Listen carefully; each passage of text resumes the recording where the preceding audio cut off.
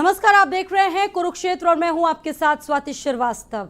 आज हम बात करेंगे ज्ञानवापी की, क्योंकि जिस तरीके से सर्वे वहां पर हुआ उसके बाद एक बार फिर से सवाल उठने लगे हैं कि जिस तरीके से सर्वे हुआ उसको लेकर तमाम लोग अब सवाल उठाने लगे हैं। और आपको बता दें कि आज जो सर्वे था वो 12 बजे तक चला और उसके बाद लोगों ने कहा कि सर्वे हो गया है और कल जिस तरीके से दूसरे दिन सर्वे होगा और भी चीज़ें हैं जो इसको रहस्य जिसको कहा जा रहा है वो तमाम रहस्य निकलकर सामने आएंगे। लेकिन अभी भी सस्पेंस बरकरार है। इस खास मुद्दे पर हम चर्चा करेंगे। तमाम गेस्ट पैनल हमारे साथ जुड़ चुका है, लेकिन उससे पहले हमारी एक खास रिपोर्ट देखिए।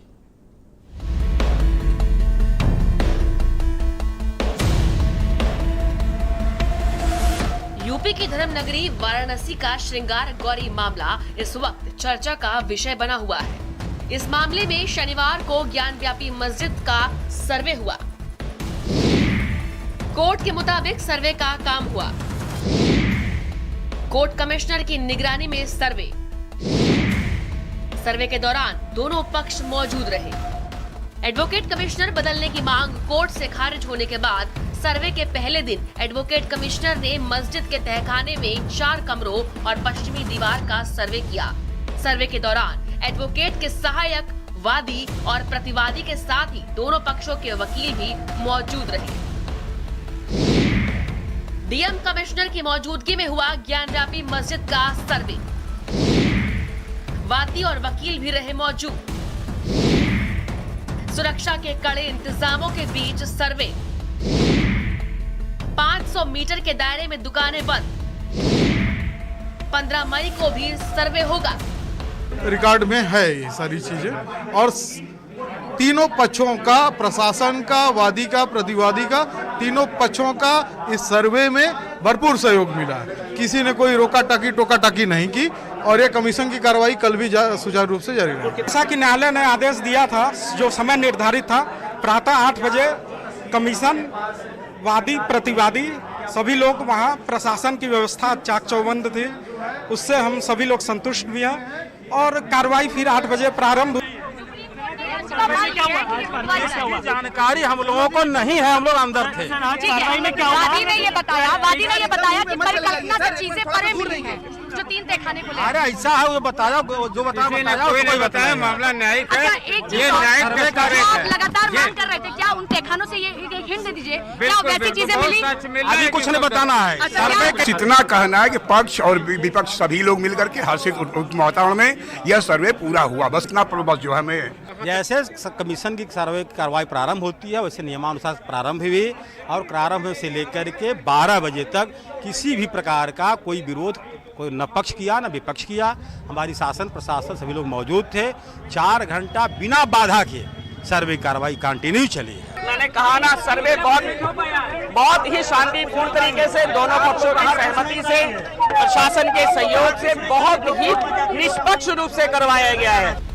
सर्वे के बाद जिला अधिकारी कौशल राज शर्मा ने बताया कि सर्वे के दौरान सभी पक्षों के प्रतिनिधि मौजूद थे। वादी और प्रतिवादी के साथ ही राज्य सरकार की ओर से जिलाधिकारी और पुलिस कमिश्नर, विश्वनाथ मंदिर न्यास के प्रतिनिधि भी सर्वे के दौरान मौजूद रहे। साथ ही उन्होंने ये भी बताया कि कोर्ट के निर्देश पर कमीशन की कार्यवाही 15 मई को फिर से सुबह 8 बजे से की जाएगी। कोर्ट कमीशन की कार्रवाई न्यायालय के आदेश के अनुसार शनिवार को आज 8 बजे से लेकर 12 बजे के बीच में की गई। इसमें सभी पक्षकार, उनके एडवोकेट और उनके सहायक मौजूद थे। इसमें सरकार की तरफ से भी जो पक्षकार राज्य सरकार है, जिला अधिकारी वाराणसी हैं, पुलिस कमिश्नर वाराणसी हैं और काशी विश्वनाथ मंदिर ट्रस्ट हैं, इन चारों के वरिष्ठ अधिकारी जो प्रतिनिधि हैं वो भी सर्वे के दौरान मौजूद थे। आज के सर्वे की विशेषता ये रही कि बहुत ही शांतिपूर्वक तरीके से ये सर्वे पूरा हुआ। सभी पक्षों ने न्यायालय के आदेश का पालन किया। लगातार 4 घंटे सर्वे करने के उपरांत लगभग 50% से अधिक परिसर का सर्वे पूरा हो चुका है। AIMIM चीफ अजदुद्दीन ओवैसी ने ज्ञानव्यापी मामले पर बोला कि ज्ञानव्यापी मस्जिद हमेशा थी और रहेगी। उन्होंने कहा कि बाबरी मस्जिद हमसे छीन ली गई थी। हम नहीं चाहते दोबारा पहले जैसा माहौल बने। मेरे अजीज दोस्तों और बुजुर्गों, मैं आपके दरमियान में जिम्मेदारी के साथ खड़े होकर कह रहा हूं कि ज्ञानवापी मस्जिद थी और है और रहेगी इंशाअल्लाह। 1991 का कानून यह कहता है कि 15 अगस्त 1947 को जो मस्जिद मंदिर थी वो बरकरार रहेगी, और अगर कोई उसके नेचर और कैरेक्टर में तब्दीली पैदा करना चाहेगा तो 91 का पार्लियामेंट का कानून कहता है कि उन पर केस बुक करो, जेल भी जाओ, और अगर कोर्ट ने फैसला दिया तो 3 साल की सजा। वाराणसी में काशी विश्वनाथ मंदिर से सटी ज्ञानव्यापी मस्जिद को लेकर सैकड़ों वर्षों से विवाद जारी है। माना जाता है कि 1699 में मुगल शासक औरंगजेब ने मूल काशी विश्वनाथ मंदिर को तुड़वाकर ज्ञानव्यापी मस्जिद बनवाई थी। पिछले साल 5 महिलाओं द्वारा मस्जिद परिसर में रोजाना श्रृंगार गौरी देवी की पूजा करने की मांग वाली याचिका पर जिला अदालत ने मस्जिद का सर्वे और वीडियोग्राफी कराए जाने का आदेश दिया था, जो 6 मई को शुरू तो हुआ लेकिन भारी विरोध के चलते पूरा नहीं हो पाया। जिसके बाद शनिवार को एक बार फिर कोर्ट के आदेश के बाद ज्ञानव्यापी मस्जिद के तहखानों तक सर्वे की टीम गई और सर्वे का पहले दिन का काम पूरा हुआ। ज्ञानव्यापी मस्जिद के सर्वे का पहला दिन शांतिपूर्ण तरीके से बीता। अब 15 मई को ज्ञानव्यापी मस्जिद के अंदर और ऊपर के कुछ कमरों के साथ ही पश्चिमी दीवार और अन्य दीवारों का भी सर्वे होगा। सर्वे का काम कड़ी सुरक्षा के बीच शांतिपूर्ण तरीके से पूरा हुआ, जिसकी रिपोर्ट 17 मई को कोर्ट में पेश करनी होगी। स्पेशल रिपोर्ट, भारत समाचार।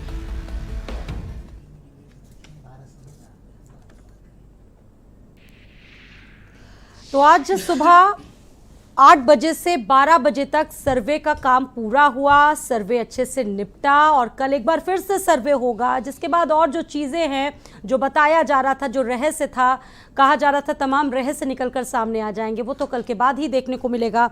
इस खास मसले पर चर्चा करने के लिए हमारे साथ एक पूरा गेस्ट पैनल इस वक्त डिबेट में मौजूद है। अरुण प्रकाश जी हैं, नेता हैं बीजेपी से। अरुण जी, बहुत बहुत स्वागत है आपका। आमिर सबरी जी हैं, मुस्लिम स्कॉलर।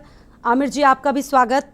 नवीन दुबे जी अभी हमारे साथ जुड़ेंगे थोड़ी देर में। आरिफ महमूद जी हैं, प्रवक्ता हैं आरएलडी से। सर, आपका भी बहुत बहुत स्वागत है। आप सभी का बहुत स्वागत है इस डिबेट में। सर, सबसे पहले तो अरुण जी आप ही से सवाल, क्योंकि आज हमने देखा कि सर्वे की कार्यवाही हुई, तमाम बातें सामने आई, तमाम लोगों ने अपने अपने रिएक्शंस दिए, और एक पक्ष ये दावा बहुत दिनों से जता रहा है, आज भी ये बात कही जा रही है, वो कह रहा है कि कल्पना से ज़्यादा साक्ष्य दिखे हैं। हिंदू पक्ष ये बात कह रहा है कि जितनी उम्मीद नहीं थी उससे ज्यादा साक्ष्य दिखे हैं, हिंदू कलाकृतियां वहां पर मिली हैं। देखिए, मैं तो बहुत ही जिम्मेदारी से कह सकता हूं कि आज एक ऐसा समय है और विचार है कि खास करके इस देश के मुस्लिम उलेमाओं को, मुस्लिम स्कॉलर्स को, और चाहे वो देवबंदी हों, नदवी हों, चाहे बरेलवी हों, किसी भी पंथ और फिरके के मानने वाले लोग हों, मैं तो चाहता हूं कानून के सहारे और कानून का आड़ न लें। कानून के आड़ में भारत में अगर बात करने की कोशिश ना करें। अगर किसी सामाजिक सद्भाव के तहत नए भारत की रचना में एक आपस के भाईचारे के तहत अगर मिल बैठ करके, अभी आपने देखा कि किस तरीके से एआईएम के अध्यक्ष कह रहे थे, ओवैसी साहब, कि 1991 में जो विवाद शुरू हुआ और हमारी मसाजिद छीन ली गई, बाबरी मसाजिद, मैं तो बड़ी जिम्मेदारी से कह सकता हूँ कि आज ये जो सवाल सुप्रीम कोर्ट पे भी उठाए जा रहे हैं, आज सवाल जो कानून के आड़ में लिए जा रहे हैं, अगर मैं पूछूं इन जिम्मेदार लोगों से कि क्या पाकिस्तान के अंदर मसाजिद की जगह चेंज नहीं की जाती है, क्या अरब के अंदर ऐसे तमाम चेंजिंग नहीं लाए गए हैं, जो खुद रसूलुल्लाह के घर के तमाम ऐसे लोग जो वहाँ से हटाए गए, मोहम्मद साहब के घर के लोगों के, बहुत ही प्रतिष्ठित लोगों के हटाए गए, तमाम जगहों पे मसाजिद हटाए गए। तो आखिरकार भारत में जब एक आस्था का ही प्रश्न नहीं है, मैं तो कह सकता हूँ आक्रांताओं ने, लुटेरों ने, आपने देखा कि गजनी आए, गजनी आकर के आखिरकार मंदिरों पे ही अटैक क्यों करते थे? अगर इतना ही इस्लाम में तो बहुत ही अच्छी बातें कही गई हैं, मोहम्मद साहब ने कहीं नहीं कहा कि, और कुरान इस बात की इजाजत नहीं देता कि लूट मचाई जाए, कोई चीज लूटा जाए। ओवैसी साहब तो कहते हैं कि बीजेपी नफरत की राजनीति करती है। देखिए, आप नफरत की लोग तो राजनीति, नफरत की राजनीति करते हैं और इसका सीधा सीधा फायदा बीजेपी को मिलता है, मैं किसी तो और पार्टी को नहीं मिलता है। मैं तो ओवैसी साहब से कहूंगा कि वो अपने पुरखों से जिनसे चिन्हित होते हैं, वो कहते हैं कि हम तो अरब से आए हैं, अरब हमारे डीएनए के अंदर है, तो कम से कम वो जो कंधार से आए लोग, जो उनके परिवार के गजनी आए, बाबर आए, ये मसाजिद मंदिरों को ही लूटने का प्रयास क्यों किया, और मंदिरों को ही चलता इन्होंने बदलने का प्रयास ही क्यों किया। आपने देखा प्रधानमंत्री जी जब काशी विश्वनाथ कॉरिडोर का उद्घाटन कर रहे थे तो उन्होंने बड़े ही साफ लफ्जों में कहा, प्रधानमंत्री जी ने, कि आक्रांता के रूप में औरंगजेब भी आए और औरंगजेब ने ऐसे तमाम चलता मंदिरों को तोड़ा, और आक्रांता के रूप में ही गजनी आया, गजनी के भांजे जो श्रावस्ती और बुद्ध, खाली मंदिर ही नहीं टूटने की, बुद्धिस्ट टेम्पल भी तोड़ने की कोशिश की गई। आखिरकार नालंदा को किन लोगों ने तोड़ा? ये खाली हिंदुओं की बात नहीं है, जो सबसे बड़ा हमारा शिक्षा का केंद्र था नालंदा और तक्षशिला, इनको किन लोगों ने तबाह किया? यानी कि वहां पर भी सर्वे होना नहीं, चाहिए। सर्वे होने की बात तो, सर्वे तो आज सर मैं ताजमहल पर भी तो सर्वे हो रहा था। निश्चित रूप से आप सही बात कह रही हैं। कोर्ट ने कड़ी फटकार ये लगा स्वयं दी। मुस्लिमों को आगे आने चाहिए। मैं तो कह रहा हूँ यानी कि पहल दोनों तरफ मुस्लिम को करनी उलेमा, चाहिए। नहीं, मुस्लिम उलेमाओं को आगे आने चाहिए, और उन्हें कहना चाहिए कि जो हमारे बाप दादे पुरखे जिन्होंने लुटेरों के रूप में इस भारत में गलती की है, उसको आज हम सुधारना चाहते हैं, और उस सुधार के तहत मथुरा हुआ, काशी हुआ, या तमाम ऐसे कुछ अगर झगड़े हैं, 91 के कानून का आड़ न लिया जाए। मैं तो कह रहा हूं कि खुद मुस्लिम पक्ष को बात कहनी चाहिए कि 91 के कानून के तहत नहीं, हम उलेमा और धार्मिक लोग बैठना चाहते हैं, और तमाम ऐसे चीजों में चलता हम नए तरीके से वो करना चाहते हैं। आमिर जी, ओवैसी जी एक बयान देते हैं, कहते हैं कि अयोध्या तो हमने खो दिया लेकिन ज्ञान वापी नहीं खोएंगे। जरा ये बताइए कि इसमें खोना और पाना जैसा क्या इसमें आप देख रहे हैं? ओवैसी जी ने बयान दिया था, सुना भी था। देखिए स्वाति जी, बहुत बहुत धन्यवाद, आपने इस बहस का मुझे हिस्सा बनाया। पहली बात तो ये है कि ओवैसी का बयान अपना है, इससे आम मुसलमान का कोई संबंध नहीं जी। पहली बात तो ये। दूसरी बात ये है कि जिस तरीके से हमारे अरुण जी बीजेपी के जो नेता हैं कह रहे थे भी कि सद्भाव, तो हम अरुण बड़े भाई, हमारे अरुण भाई से मैं पूछना चाहता हूँ कि सद्भाव की परिभाषा क्या है। पहले तो हम परिभाषा जानना चाहते हैं कि सद्भाव किसे कहते हैं। एक तरफा सद्भाव आप अभी आतंक की बात कर रहे थे, आक्रांताओं की बात कर रहे थे, तो मैं ये जानना चाहता हूँ कि 1992 में 6 दिसंबर में किस आतंक के तहत मस्जिद शहीद की गई, ये पूरे देश ने नहीं पूरे विश्व ने देखा है, वो आतंक था या नहीं, सवाल ये है। और आतंक की क्या परिभाषा है? क्या आतंक की परिभाषा सिर्फ एक समुदाय से है? और अगर एक समुदाय पे है तो सिर्फ इस 30 साल के अंदर जितना मुसलमानों को आतंक के नाम पर बदनाम किया गया है, ये भी किसी से छिपा नहीं है। मालेगांव में बम ब्लास्ट होता है, कौन पकड़े जाते हैं? कोई मुसलमान नहीं पकड़े जाते हैं, और नकली दाढ़ियाँ मिलती हैं, टोपियाँ मिलती हैं, और सब संघ के लोग थे। उसके बाद ख्वाजा साहब के बम ब्लास्ट होता है गेट के ऊपर, वहाँ कौन पकड़े जाते हैं? सब संघ के लोग पकड़े जाते हैं, उसमें एक भी मुसलमान नहीं था। उसके बाद हैदराबाद में बम ब्लास्ट होता है, तो कंटिन्यू जो बम ब्लास्ट होते गए, अभी लखनऊ में हाई कोर्ट में जो बम ब्लास्ट हुआ था, वहाँ कौन लोग पकड़े गए थे? आप बताइए। सिर्फ मुसलमानों को आतंक के नाम पर जेलों में ठूसा गया है। मुसलमान आतंकी कहीं था, मात्र एक घटना है जो अजहर मसूद की है। सुन लीजिए, अजहर मसूद की मात्र एक घटना आतंकी मैं मानता हूं, जो हाईजेक हेलीकॉप्टर हवाई जहाज किया गया था। इसके अलावा पूरे देश के अंदर आतंक से जुड़ा नहीं होता है। नहीं, बिल्कुल सही कह रही हैं आप, आतंक किसी नाम से, लेकिन जिस तरीके से मुसलमानों को इस देश में आतंक के नाम पर बदनाम किया गया है, वो भी किसी छुपा नहीं है। अरे सरकार ने बदनाम किया है और पूरी मीडिया ने बदनाम किया है। इससे बड़ी विडंबना और क्या होती है? मीडिया आप बाबरी मस्जिद की बात कर, ज्ञान वापी मस्जिद की सर्वे बात कर रहे हैं, आप खूब सर्वे कराइए। मैंने तो परसों भी एक डिबेट में कहा था कि भाई भारतीय जनता पार्टी को चाहिए कि एक सूची बनाए मस्जिदों की, तथ्यों के आधार पर मस्जिदों की सूची बनाए और एक गजट कराएं बड़े अखबारों में कि देखिए ये मुझे चाहिए है। आप शराफत से देंगे तो मैं ले लूंगा, और नहीं तो मैं डंडे की जोर पे ले लूंगा। खोने या पाने जैसी क्या बात है?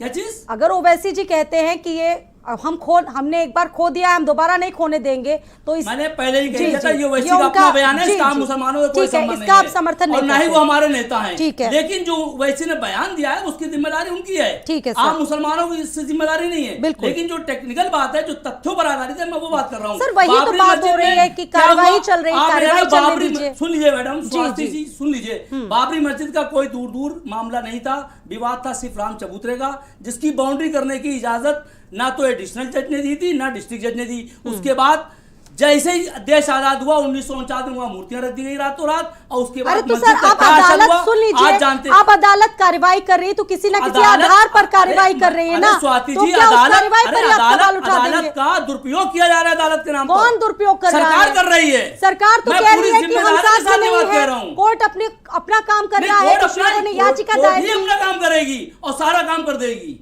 जी ठीक है। नवीन दुबे जी, क्या कहेंगे? आज सर्वे का काम पूरा हुआ, एक दिन की जो कार्रवाई थी वो पूरी हुई और कल एक बार फिर से सर्वे होना है। सवाल उठ रहे हैं, ओवैसी जी ने बयान दिया, शायद आपने सुना भी और कहा कि अयोध्या खो दिया है, ज्ञान वापी नहीं खोने देंगे। जी, क्या रिएक्शन रहेगा? सबसे बड़ी चीज ये है कि पहले ओवैसी जी ये स्पष्ट करें कि आखिर उनने पाया क्या था जिसको वो खोया है। पहली चीज, दरअसल इस देश के अंदर दो चीजें हैं। एक, जब ओवैसी जी के भाई अकबरुद्दीन ओवैसी एक बहुत ही विवादित और देश को शर्मसार करने वाला बयान देते हैं, उस पर सत्ताधारी सरकार के एडवोकेट पैरवी नहीं करते हैं और वो बाइज्जत बरी हो जाते हैं, तो ये इस देश में बड़ा स्पष्ट हो गया है कि एक पक्ष जो ओवैसी जी का है वो मुसलमानों को भड़काने का काम करता है, मुसलमानों के पक्ष में इस तरीके की तकरीरें करते हैं वो कि जिससे हिंदू समाज भी भड़कता है और अल्टीमेटली इस देश के अंदर सौहार्द का वातावरण खराब होता है, जिसका लाभ भारतीय जनता पार्टी लेना चाहती है। ये सीधी सीधी एक साजिश है। दूसरी बात, ज्ञान वापी में श्रृंगार गौरी के सर्वे का जहां तक प्रश्न है वो बिल्कुल जायज है। अदालत का आदेश है और अदालत का आदेश ये देश संविधान से चलता है, हर व्यक्ति पर, हर पार्टी पर, हर विचारधारा पर प्रभावी होता है और सबको सहजता के साथ उस आदेश को स्वीकार करना चाहिए, उसका पालन करना चाहिए और उसमें कोई अड़चन या रुकावट नहीं करने देनी चाहिए। सबसे बड़ी चीज है ये देश संविधान से चल रहा है और संविधान सर्वोपरि है। किसी धर्म, जाति, विचार, पंथ, समाज, इन सबसे ऊपर हमारे यहाँ संविधान है और ये धर्मनिरपेक्ष है। लिहाजा अदालतों के फैसलों पर किसी को शक नहीं करना चाहिए। अभी कोई एक वक्ता बोल रहे थे, मैं समझता हूं अदालतों में शक करके कम से कम इस देश के संविधान की गरिमा को खंडित करने का काम न किया जाए। निश्चित तौर पर अगर आप पैरवी नहीं करते हैं, सरकार ने पैरवी नहीं की, जिसका परिणाम है कि अकबरुद्दीन ओवैसी को बहुत गंभीर बयान के मामले में बाइज्जत न्यायालय ने बरी कर दिया, क्योंकि न्यायालय साक्ष्यों के आधार पर कार्रवाई करता है। न्यायालय उनके बयानों से काम और खराब हुआ। सारा वोट तो आप ले गए, समाजवादी पार्टी ले गई, कहाँ उनके बयानों से माहौल खराब हुआ? कहाँ ओवैसी को वोट मिल गया? आप बताएंगे जरा। नहीं, आप ले जाएंगे, आप ले जाएंगे। देखिए, मैं एमआईएम पर वक्ता नहीं हूँ, लेकिन मैं आपसे सवाल कर रहा हूँ। आप समाजवादी चिंतक हैं, समाजवादी पार्टी संबंध तौर पर चुनाव में आते हैं, उसके बाद भारतीय जनता पार्टी कहते हैं चुनाव में आए, गैर चुनाव में, लेकिन आप दुनिया जानती है, स्पॉन्सर्ड है। वो तो सारा मुसलमानों का आपको गया है, चुनाव में प्रकट होता है। सवाल ये है, आप बताइए। अरे दुबेली, आप हमारी तो सुन लीजिए, आपको सारा वोट गया है, आपको वैसी इतनी परेशानी नहीं होना चाहिए। वैसे के बयानों से सारा वोट सपा हो गया है। भारतीय जनता पार्टी को तो बिल्कुल खुला दुश्मन बना दिया मुसलमानों का। ये सब आप ही की पार्टी की देन है। ओवैसी जी जिस तरीके की बयानबाजी करते हैं उसका लाभ सीधा सीधा भारतीय जनता पार्टी ये आप कह रहे हैं ना, मैं ये कह रहा हूँ समाजवादी पार्टी के लोग इस तरह के बयान देते हैं कि जिससे भाजपा में फायदा होता है। आप सेकुलरिज्म के नाम पर मुसलमानों को ठग रहे हैं, वो सांप्रदायिकता के नाम पर हिंदुओं को ठगने का काम कर रहे हैं। कड़वा सच ये है जो आप स्वीकार कर लीजिए। हमने कभी हमने सीधी सेकुलरिज्म की बात की है। समाजवादी ये देश सेकुलरिज्म से ही चल रहा है, देश को लेके आगे नहीं बढ़ती है। माहौल खराब हो रहा है, वो सांप्रदायिकता हो रहा है, सेकुलरिज्म नहीं हो रहा है। ये देश सेकुलरिज्म से चल रहा है, भागीदारी होती सभी के, और ये देश सेकुलरिज्म से चलेगा। हम आपकी नस्लें भी आके चली जाएंगी, लेकिन उस देश का सेकुलरिज्म कभी खत्म संविधान और सेकुलरिज्म संविधान की आत्मा है। निश्चित तौर पर ये देश संविधान और सेकुलरिज्म से चलेगा। ठीक है। आरिफ मोहम्मद जी, प्रवक्ता आरएलडी, सर अयोध्या खो दिया, ज्ञान वापी नहीं खोएंगे, बाबरी तो धोखे से छीन ली, इसे नहीं छीन पाओगे, ओवैसी का कहना है। पीएम जवाब दे, चुप्पी तोड़े। आपकी पार्टी का क्या रिएक्शन है सर? देखिए स्वाति जी, हम लोग चौधरी चरण सिंह जी वादी लोग हैं। ओवैसी जी के जो भी बयान हैं, ये सारा मुसलमान इनके बयानों को कंडम करता है। ये इसी तरीके के सवाल, इसी तरीके की बातें ये उत्तर प्रदेश के अंदर या हिंदुस्तान के अंदर उठाते हैं, जहाँ पर हिंदू और मुसलमान दोनों के बीच में एक तफरका पैदा हो जाए। और ये दोनों आपस में खड़े रहें, लड़ते रहें ये लोग। मुझे आप बताइए, ये ज्ञान वापी मस्जिद की बात कर रहे हैं, वैसी साहब बतावें वहाँ पर कई वक्त की ये नमाज अदा करने गए हैं? इस तरीके के बयान दे करके मुसलमानों को भड़काना, और अंजुमन वहाँ पर जो तंजीम है उस तंजीम को भी ये चाहिए था कि उनको इसका विरोध नहीं करना चाहिए था पहले दिन जब वहाँ पर सर्वे के लिए लोग आए थे।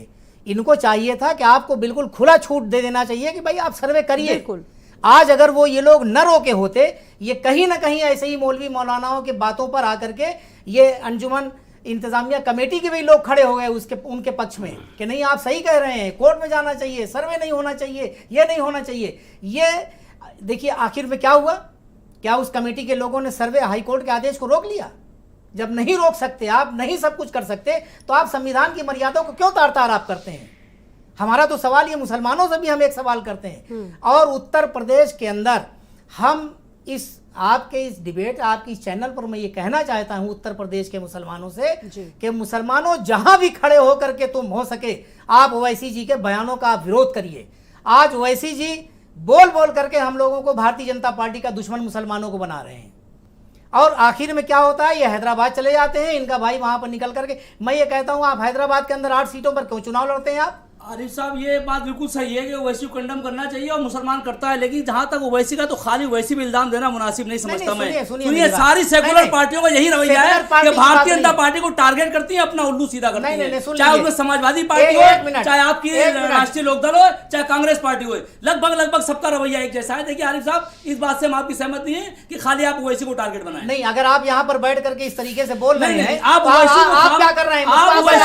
अगर आप यहाँ पर बैठ करके आप क्या बढ़ावा नहीं दे रहे हैं? समाजवादी पार्टी, कांग्रेस पार्टी, आपको बहुत अच्छी बात करनी चाहिए बैठ करके। मैं बिल्कुल सही बात कर रहा हूँ, मैं बिल्कुल सही बात कर रहा हूँ, आप जिस तरीके से बात कर रहे हैं, आप भी खाली वैसी बात करने की बात है। हिंदू और मुसलमान दोनों भाई हो सकता है देश के अंदर सेकुलरिज्म है और रहेगा। लड़िए मत आपस में। देखिए ये बीजेपी की बी टीम चुनाव के पहले भी कहा जाता था। आप भी बीजेपी की बी टीम है, आपके चौधरी चरण सिंह के बेटे अजीत सिंह ने 10 मतलब भारतीय जनता पार्टी समझौता करा। आप किस रुख से आईना देखिए जरा अपने आप में, किस मुंह से बात कर रहे हैं आप? वो एक सियासी पहलू की बात है। ये भी सियासी पहलू है, एक सियासी पहलू की बाबरी मस्जिद का मुद्दा हो, चाहे ज्ञान वापी मस्जिद का मुद्दा, ये टोटल सियासी मुद्दा है। इसका धर्म से कोई ताल्लुक नहीं है, की जनता के कोई ताल्लुक नहीं धर्म से, कोई ताल्लुक नहीं है। आप गलत बात कर रहे हैं, उपलब्धि आप गलत बात कर रहे हैं साहब। इसका चाहे बाबरी मस्जिद का मुद्दा रहो, चाहे ज्ञान वापी मस्जिद का, इसका धर्म से कोई ताल्लुक नहीं है। आपस में सियासी मुद्दे हैं ये, सिर्फ हिंदू मुस्लिम के बीच खाई पैदा करने के मुद्दे हैं। हो सकता है इन बयानों के पीछे कोई राजनीति हो सकता है इन बयानों के पीछे कोई राजनीति हो। जय भगवान गोयल भी हमारे साथ जुड़े हुए हैं। जय भगवान गोयल जी, बहुत बहुत स्वागत है। स्कॉलर साहब को तो ओवैसी साहब के भाषणों से जुड़ जाना चाहिए जाकर। अरे हमने सबसे पहले कंडम किया ओवैसी के बयान को, सबसे पहले मैंने कहा सही कह रहे हैं, उनका अपना बयान मुसलमानों से कोई ताल्लुक नहीं है। ठीक है, लेकिन आप एक को टारगेट करेंगे, ये गलत। आज सर्वेक्षण का जो कार्य है वो पूरा हुआ है और दावे हिंदू पक्ष के ये है कि कल्पना से ज्यादा साक्ष्य हर शाम को ऐसे डिबेट नहीं हो पाएगी, ऐसे डिबेट नहीं हो पाएगी। आप नहीं करते, क्या बात कर रहे हैं आप सिर्फ भड़काने का काम करते हैं। सैकड़ों वालों को ये गलत बात है, प्लीज लड़िए मत। यहाँ पर ये मंच है, मछली मंडी मत बनाइए। ये प्लीज डिबेट को सार्थक जाने दीजिए सर, इस तरीके से लड़िए मत। भगवान गोयल जी कैसे देख रहे हैं? हिंदू पक्ष का दावा है कि कल्पना से ज्यादा साक्ष्य मिले हैं, उम्मीद के मुताबिक सर्वे सही चल रहा है, एकदम सही और सटीक दिशा में आगे बढ़ रहा है। देखिए, इसमें कोई दो राय नहीं है कि वो हमारा ज्ञान वापी मंदिर था, उस वक्त आक्रांताओं ने उसको मस्जिद का लुक दे दिया था। इसके लिए बकायदा बिना लड़ाई झगड़े के हमारा हिंदू पक्ष, हमारी कुछ बहनें कोर्ट में गई, निवेदन किया और उसके बाद कोर्ट ने कहा जांच करवाओ, वीडियोग्राफी करवाओ।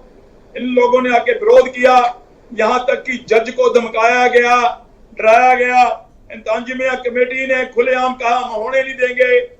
हमारे ओवैसी जी आ गए हैं कि हम जाने नहीं देंगे। एक तो ले ली दे दी, दूसरी देने नहीं, बाबरी चली गई, जाने नहीं देंगे। मुझे लगता है कि ये सब लोग ऐसी निर्णय करके देश का जो वातावरण है उसे खराब करने की कोशिश कर रहे हैं। आज हमारा हिंदुस्तान बड़ी ही मजबूती के साथ वर्ल्ड के मंच पे आगे बढ़ रहा है। ऐसे में जो भी मामले हैं वो न्यायालय के माध्यम से आपसी सूझबूझ के साथ होने चाहिए। आज कोर्ट ने जब सर्वे किया, सर्वे में जो बातें सामने आई हैं वो सारी दुनिया देखेगी और देख रही है।